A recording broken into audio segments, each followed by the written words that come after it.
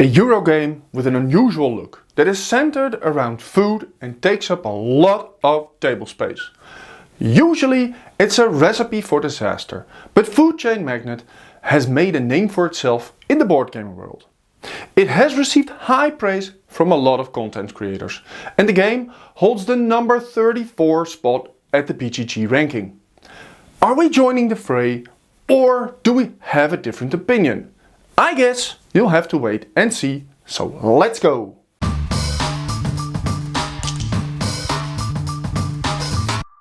Food Chain Magnate revolves around you, the owner of a newly created food company.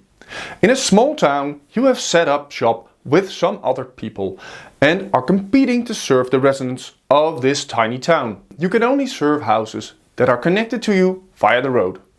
You are going to hire staff that will serve in your restaurants. The staff needs to produce food, and maybe you'll hire some marketeers to entice customers to come to your restaurants or your opponents. Those customers will pay for their food, and you maybe pay your staff. The goal is to make the highest amount of cash. After the second time the cash pool has dried up, the game ends. Food Chain Magnate has 7 phases. Restructuring. This allows you to place employees at positions to choose your actions. Order of business. Set the turn order based upon open slots in your company. Working 9 to 5. Perform all of your employed employees' actions. Hiring new employees. Training existing employees. Creating marketing campaigns. Produce food and drinks. Build new restaurants, and many more. Dinner time. Restaurants serve food to meet customer demand. Payday. Pay your staff. Marketing campaigns. Increase customer demand via marketing campaigns. And the last one, the cleanup phase. Discard leftover food and drinks and take back your employees. Well, that sounds exciting, right? No, it doesn't. But I promise you, there is more to this game than meets the eye. Food Chain Magnate is cutthroat. It will take up your time, however, as its playtime is around 2 to 4 hours with 2 to 5 players. Where Food Chain Magnate shines is in players' abilities to make plans for themselves and their opponents. The game starts relatively easy. Houses have small demands that you might want to fulfill. This lets you grab a quick buck, which you can use to build your engine of employees and companies. But you can also choose to not fulfill the demands of those houses. The demand will stay the same for the new round or increase. For example, let's see for instance a house wants a burger and some lemonade. You see that your opponent is hiring the right crew to fulfill the order. But instead of increasing the amount of burgers or lemonade the consumer wants, you tell the consumer they now also want pizza. This is something your opponent does not have. Now, he can't fulfill the order, but maybe you can. Or, if you both meet the requirements to sell, you wish to lower your prices, making sure the consumer will shop at your place.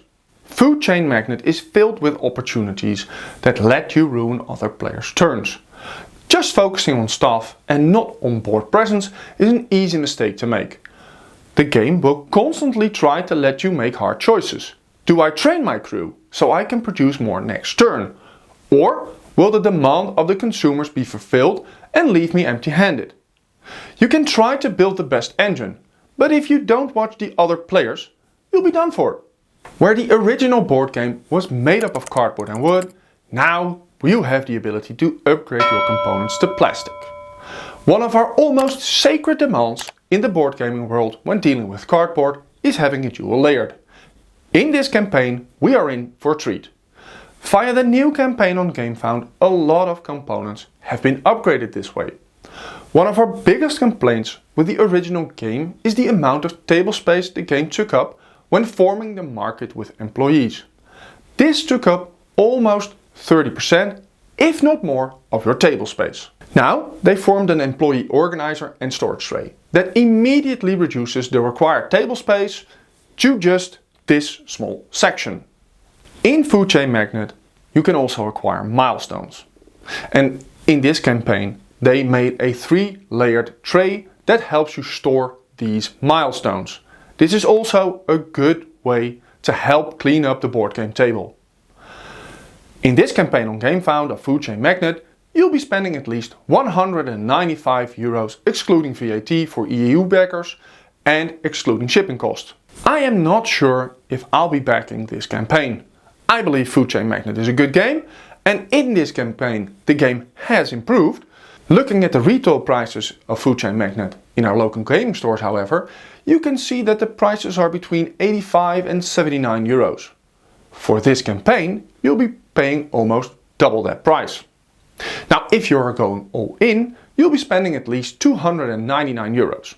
For this, you'll get the ketchup mechanism and other ideas expansions. The amount of stuff you will get with Food Chain Magnate grows to almost double the original size.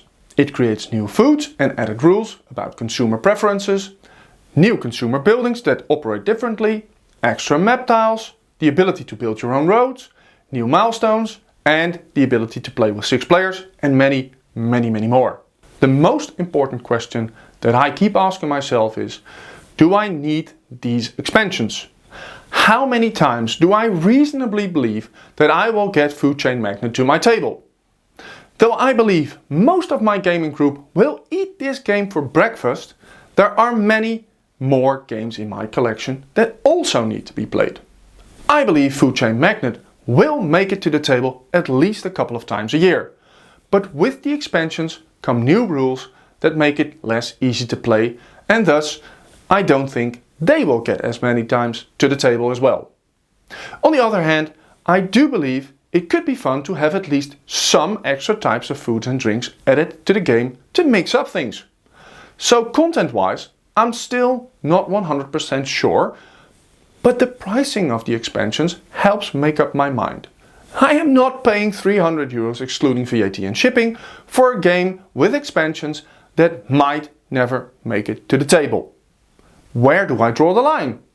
I'm not sure. If I had the opportunity to buy some kind of food expansion for 1 or 2 types of resources for somewhere around 20 to €30, I would back it in a heartbeat. Though this will only be a dream and never a reality. The fact you can play Food Chain Magnate with 6 players is also a very important thing for me. We lack good 6-player games. And when I say good 6-player games, I mean more beefy games like Power Grid and not like 7 Wonders or party games. All in all, I believe for a big portion of gamers, you can't go wrong with Food Chain Magnate. Does this mean it is a must buy? Now that depends on the money that you are willing to spend. If you just want to play the game and don't care about the upgraded components, buy it in retail. If you are like me and haven't made up your mind yet, try asking Sinterklaas. It's almost December 5th, his birthday, and like the good sport that he is, he leaves presents at your doorstep on his birthday. So I might ask him. If you have the fake Sinterklaas, called Santa, you will have to wait an extra 20 days to see if you have been a good person this year. Let us know where you stand on Food Chain Magnate. Do you plan on backing it? Or did you back it and why? Do you find this video helpful? Leave a like, comment, subscribe. Thanks for watching and we'll see you in the next video.